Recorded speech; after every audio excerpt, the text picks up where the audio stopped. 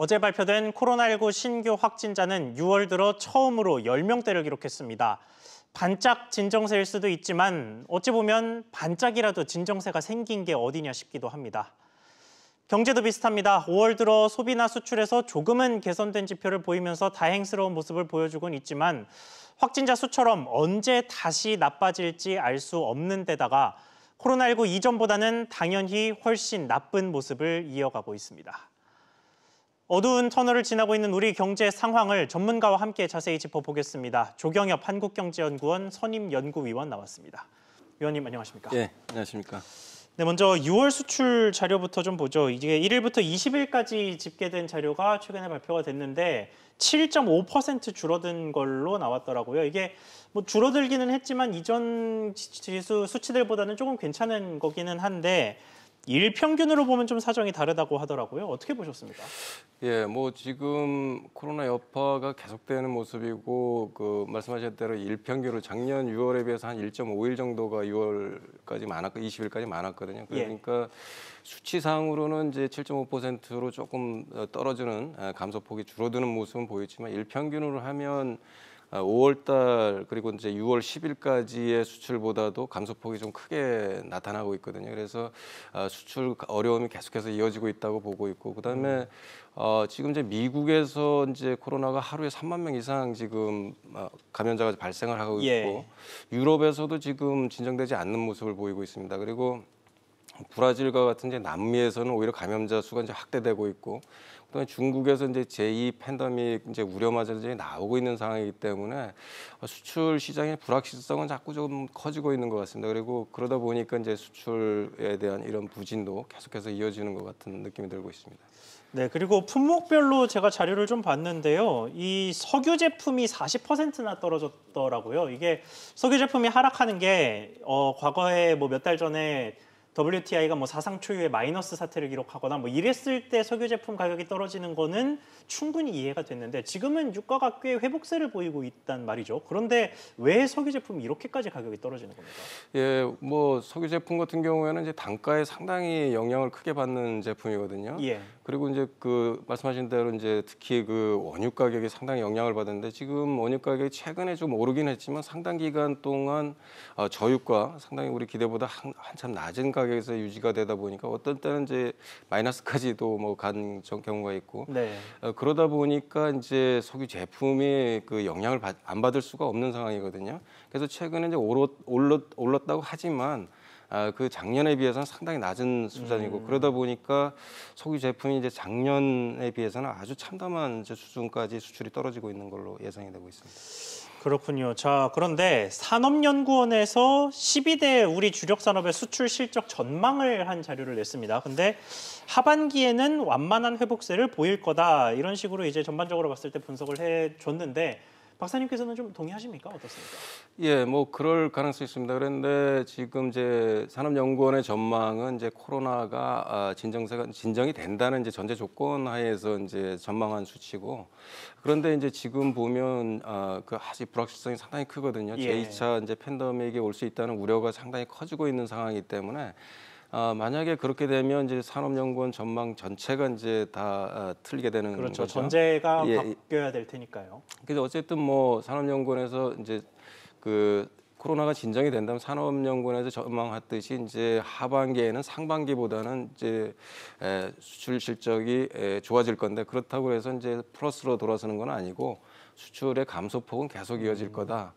특히 이제 자동차 같이 경기에 상당히 민감한 이제 이런 제품이라든가, 그다음에 이제 섬유, 그다음에 자동차 부품 뭐 이런 것들은 계속해서 나빠질 거고, 석유 제품도 이제 아까 말씀드렸듯이 계속해서 나빠질 거고, 그다음에 다행스러운 것들이 이제 있는데 그게 이제 반도체거든요. 비대면 수요 확대로 인해서 이제 시스템이나 메모리 반도체에 대한 수요가 상당히 커졌기 때문에 그런 측면에서 이제 수출이 상당히 이제 커버를 해줄 거고, 그러다 보면 전반적으로 이제 하반기에 코로나가 진정이 된다면 하반기에는 상반기보다는 이제 수출 감소폭이 이제 줄어드는 건 확실하게 보입니다.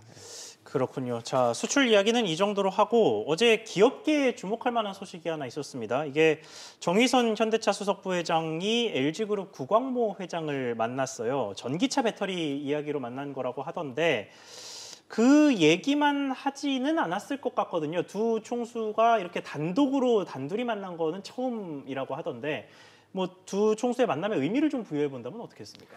예, 우선 정의용 부회장이 이제 이번에 구간모 회장 전에도 이제 이재용 부회장을 그렇죠. 이제 단독으로 만난 것도 이제 처음이었고, 어쨌든 이제 이런 국내 산업과 협업을 통해서 시너지 효과를 내는 뭐 이런 것들은 상당히 긍정적인 측면이 있습니다. 예. 그러니까 지금 이제 정의용 부회장께서 이렇게 이제 발빠르게 움직이고 있는 이유는, 사실 이제 내연기관 자동차가 환경 규제라든가 그다음에 이제 공유 경제의 이제 발달로 인해서 사실 내연 자동차의 수요가 상당히 줄어들었고, 예. 그것이 이제 전기 자동차로 발빠르게 이제 전환이 됐거든요. 그래서 세계 주요 업체들은 이미 이제 우리보다 빠르게 이제 전환을 했어요. 그러다 보니까 이제 배터리에 대한 배터리 확보에 대한 이제 경쟁이 치열하게 이제 일어나고 있는 상황이었고. 예.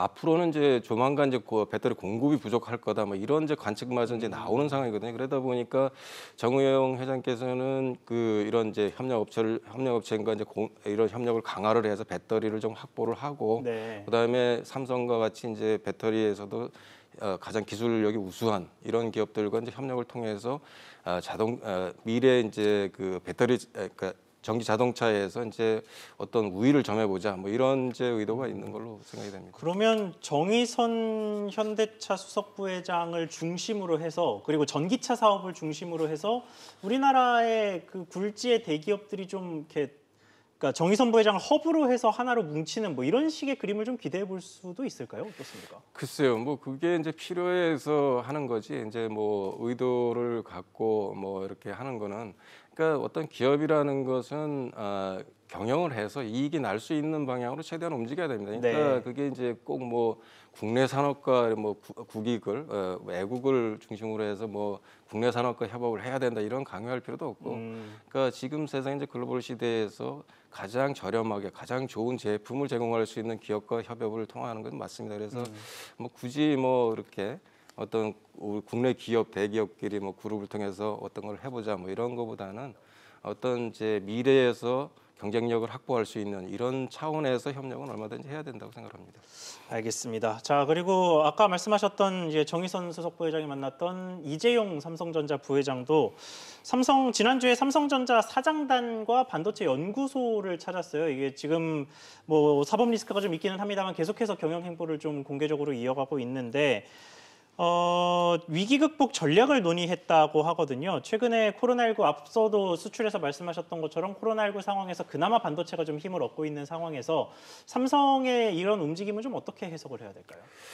예, 지금 상당한 위기의식을 갖고 있는 것 같아요. 그러니까 지금 이제 우리나라가 지금 현재 경제 대국 10위까지 이렇게 올 수 있었던 거는 이제 반도체 역할이 상당히 컸습니다. 예. 그리고 국민들도 지금 코로나 사태를 맞아서 그나마 반도체가 버텨주고 있기 때문에 우리 경제가 이렇게 이제 버티고 있다 하는 이제 국민들도 여기서 이제 희망을 찾고 있는 상황이거든요.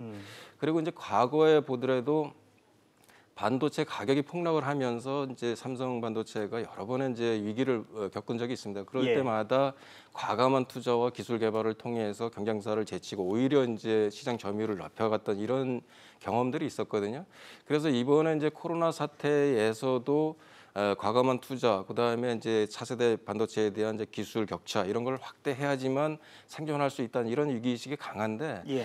지금 이제 그 법정 소송 문제라든가 그러다 보니까 사실 뭐 50여 차례에 걸쳐서 이제 집회 구속 뭐죠? 네, 검찰 수사를 받았죠. 예, 검찰 수사를 받고 임원들이 뭐 줄줄이 소환이 되는 현상이 계속해서 일어나고 있고, 그다음에 삼성을 대상으로 해서 모든 부처가 경쟁적으로 어떤 무슨 조사를 하는 이런 상황이다 보니까 경영 자체가 이제 불가능한 상황까지 오고 있는 겁니다. 그러다 보니까 위기의식을 안 가질 수밖에 없고, 그러다 보니까 이제 이재용 부회장께서 발빠르게 좀 움직여가면서 독려를 하는 기술 개발이나 이런 것에 이제 독려를 하고 있는 모습을 보이고 있는 걸로 보입니다.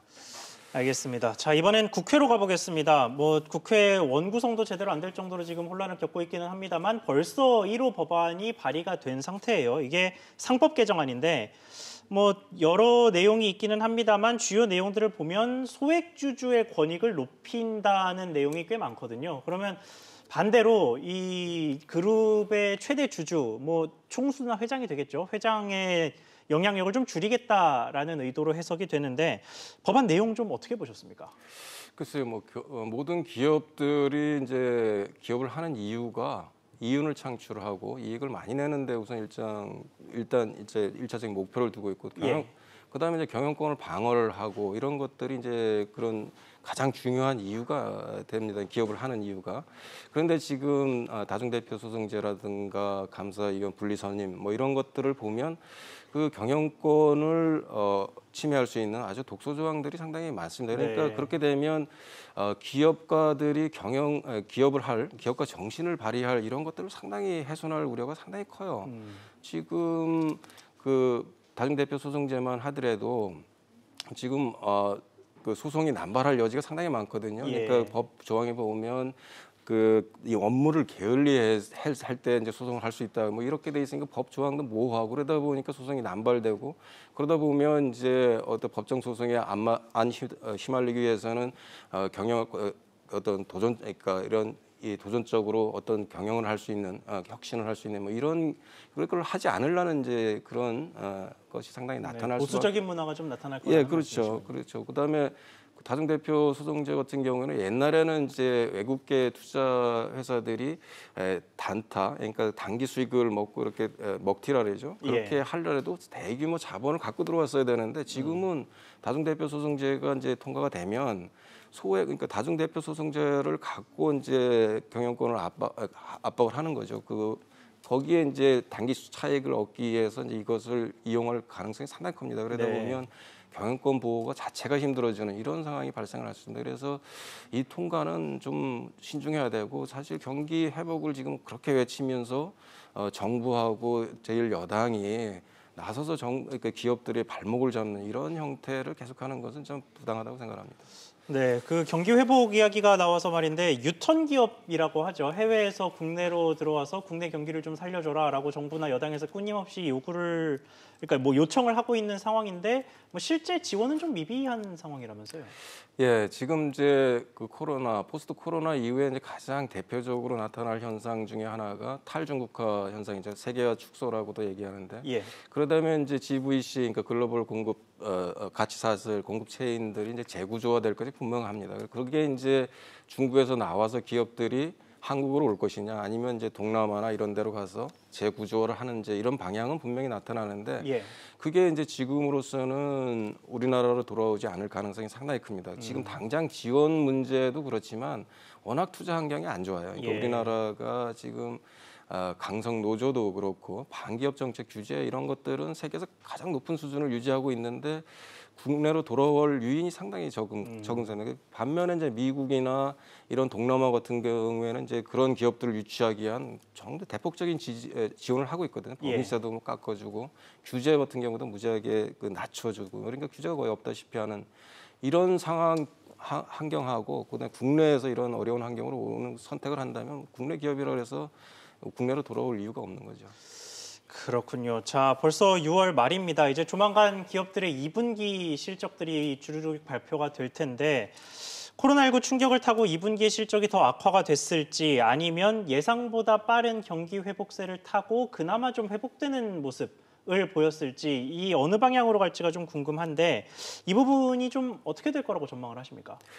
우선 뭐 가장 누구나 예상하듯이 가장 중요한 게 이제 코로나 사태가 2분기에 어떻게 이제 진행이 되느냐가 가장 중요한데 어쨌든 이제 코로나 사태가 진정이 된다 하더라도 2분기가 이제 1분기보다는 좀 개선이 될 여지는 있습니다. 그러니까 코로나가 이제 진정이 된다는 전제 조건 하에서도 그렇지만 이제 수출이나 다른 나라 같은 경우에 경기가 회복하는데 상당히 좀 기간이 걸릴 거고 그러다 우리 같이 이제 수출 의존도가 높은 나라인 경우에는 당연히 이제 세계 경제의 영향권에 벗어날 수 없기 때문에 2분기의 경기 침체도 이제 계속해서 이어질 거다 이렇게 이제 보고 있습니다. 그렇군요. 알겠습니다. 오늘 말씀 여기까지만 듣겠습니다. 지금까지 조경엽 한국경제연구원 선임연구위원과 함께했습니다. 위원님 오늘 말씀 감사합니다. 감사합니다.